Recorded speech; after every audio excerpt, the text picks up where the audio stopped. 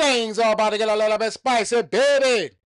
What's going on, my beautiful geek culture? As always, I'm your boy O, and today it is time to prove that it's not Snyder fans who isn't buying what James Gunn is selling, but many people have a problem with his direction.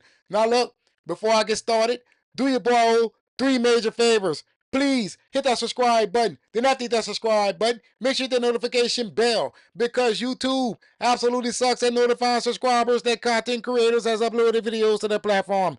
Hitting that notification bell certainly helps. And don't forget to hit that like button to help me out with that algorithm, baby. Now let's get into today's video. What you waiting for? Go ahead on and give them the intro.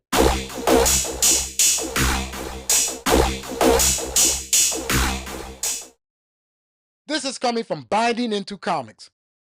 Baffled and outraged, critics declare the DCU is a disaster after James Gunn puts an orgy in the Peacemaker Season 2 premiere. Yeah, my man went there. He gave you another part of his life.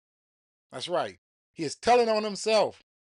He's showing us that this is what he does on a daily basis. That's just how I feel. The man is obsessed with this stuff. And I know a lot of people are trying to compare this to The Boys, but they fail to realize that The Boys isn't connected to a PG-13 franchise. Talk about delusional, right? Let's continue. YouTube film reviewer Price of Reason has been following Gunn's progress with the DCU and is ready to call the endeavor a disaster after what went on in Peacemaker Season 2, Episode 1. His biggest gripe is if everything is supposed to connect, how does connecting the Scream, Vulgar, and Naughty Peacemaker series to Superman fix the Snyderverse problems? With dark tones and adult themes, it's nice to see that someone has finally acknowledged that Snyderverse films was adult themed. I guess we have been telling you that for quite a while, right? I mean, you can only say it so much before they repeat it themselves. These people. All right.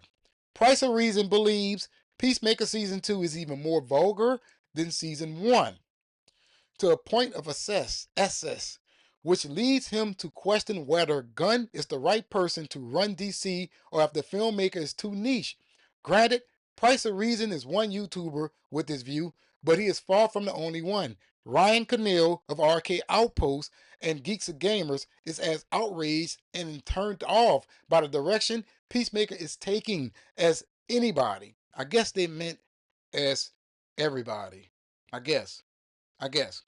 He doesn't believe the show will appeal to the audience that went to see Superman. He thinks the humor is try hard, and more importantly for Cannell, Gunn strongly appears to be keeping continuity solely to give his wife, Holland, work and hold on to the character he puts his spin on. All right. Call Me Chanto reviewed the episode, and beyond questioning Gunn's right and direct everything business model, he criticized the orgy scene for being gratuitous, boob, penis, flopping. The hook of the season's story doesn't impress Chanto either, and he is sick of the multiverse and fitting between realities. Is that fitting or flitting? I guess flirting or flitting. I don't know what the hell he meant. All right. It's a terrible plot device, he says. All right. Now, this is coming from a lot of other people. Now, I know I only gave you 3 examples, but many people feel the same way as these guys do, right? You watch Peacemaker, you come out of Superman, and then bam, you walk right into an orgy. And the orgy scene lasts for about 8 minutes or so. It's just too much when it comes down to DC. And I also want to show you guys Superman is number 11 on the superhero chart for that of Warner Brothers. That's right. All that hype and all it could do is reach the 11th spot behind Justice League of all things. Now, let me get back to Gunn. He is the wrong person to be running DC because the guy cannot stop putting his life into his product, right? And don't get me wrong, a lot of people love to do that. And sometimes it could be for the better. But in reality, you can find yourself alienated away from those who could possibly be interested in your brand. Now, when it comes down to this whole the DCU and the DCU debate, many people believe that everyone who has criticized Gunn is a Snyderverse fan. Now, to my recollection, Ryan Cannell is not a Snyderverse fan. None of these guys, Price of Reason, all of them criticized Zack Snyder for what he was doing with DC back then. They even said, hey, this thing is a little bit too serious, right? Now, you're giving them something that is beyond that. The same people who jumped off the ship in the first place, here it is, you're chasing them off. Does it make sense to you? No. All because this man is so into himself, he has to tell you his story. He thought that he would never get this opportunity again, and here it is. He has gotten it, thanks to Warner Brothers. Thanks to Warner Brothers. And they may think that they have made a good decision here, but I feel that in the long run, they're going to understand that they should have went in a different direction. And speaking of the direction, how is it that nothing is fluid? How is it that nothing feels connected? How is that? How can people say that the DCU did not feel connected like the MCU, but here it is, you're taking the DCU as a la carte. The Superman saga just comes out of nowhere. You feel what I'm saying here? Now all of a sudden, this is a great direction. It has no vision, none whatsoever.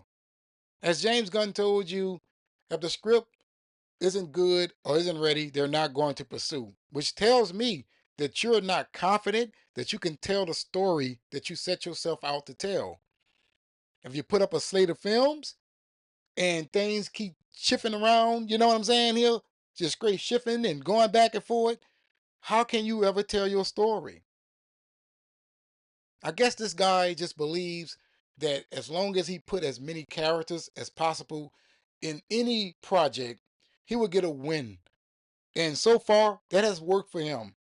But sooner or later, it's going to catch up with him. This style of being vulgar and naughty and nasty, it's going to come to the attention of many people that this guy just isn't the right guy to be running that of DC. They're going to find out real quick. That's how I feel. And as for Peacemaker, I hear that the viewership is up 22% from last season, which came out, what, 3 years ago, 2 years ago. HBO Max has gained more subscribers. It isn't impressive. To me, under a million households for a Peacemaker series that you all say was so great ain't good. That's right. It should be 1 million. I know for a fact DC has more fans than that. I'm your boy O.